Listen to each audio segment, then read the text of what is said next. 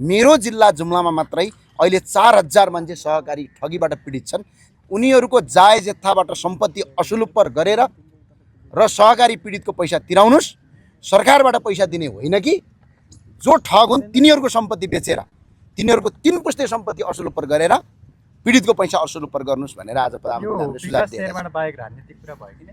छैन, राजनीतिक कुरा केही पनि भएको छैन, विकास निर्माणको कुरा मात्र भएको छ। पछिल्लो समय सरकारको गतिविधिलाई कसरी लिनु भएको छ? गृहमन्त्री विशेष गरी अझ भनौँ न। हैन, गर्नुपर्ने काम गरिराख्नु भएको छ।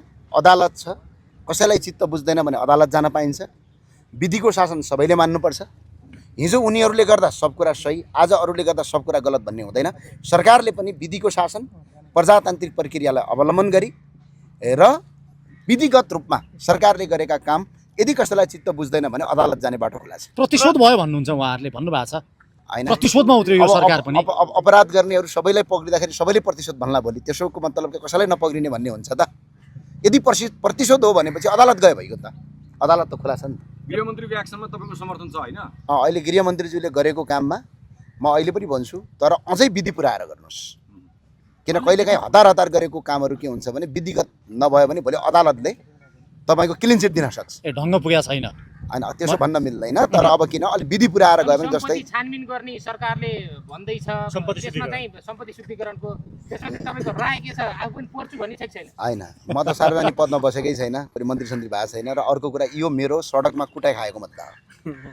म अत्यन्त खुसी छु। यही सम्पत्ति सार्वजनिक सम्पत्ति छानबिन गर्नुपर्छ 2046 सालदेखि भन्दाखेरि चितवनमा मारेर फाले हुन्, सुर्खेतमा कुट्या हुन्। र आज होइन भनेपछि यो चाहिँ जुगदेखि उठाएको मुद्दा हो। मैले अस्ति पनि लेखेँ, पटक पटक जेल परिएको हो, पटक पटक ज्यान मार्ने हमला भएको भ्रष्टाचारका विरुद्धमा आवाज उठाउँदा कार्यान्वयन गर्नुको सट्टा आवाज सुन्दा पनि सुनेनन्। अहिले कार्यान्वयन गर्ने निकाय चाहिँ गृह मन्त्रालय र सरकारले अगाडि बढाएको छ। अत्यन्त हर्षित छु। अझ यसलाई सशक्त बनाएर अगाडि बढाउँ। 6 वटै प्रधानमन्त्री पूर्व प्रधानमन्त्री विरुद्ध सम्पत्ति शुद्धिकरण लाग्दै गर्दा सबै जेल जाने सम्भावना उत्तिकै छ। अनि अपराध गरिसकेपछि र भोलि तपाईँको प्रमाण भेटिसकेपछि अहिलेका प्रधानमन्त्री मात्र होइन, अहिलेका बहालवाला मन्त्रीहरू पनि जेल जानुपर्ने अवस्था आउन सक्छ। त्यो भावनाले सबैलाई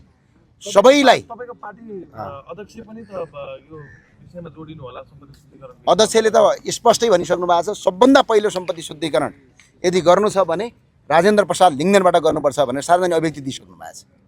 त्यो आज होइन, यो सरकार बन्नभन्दा 4 वर्ष अगाडि बोलिसक्नु भएको छ।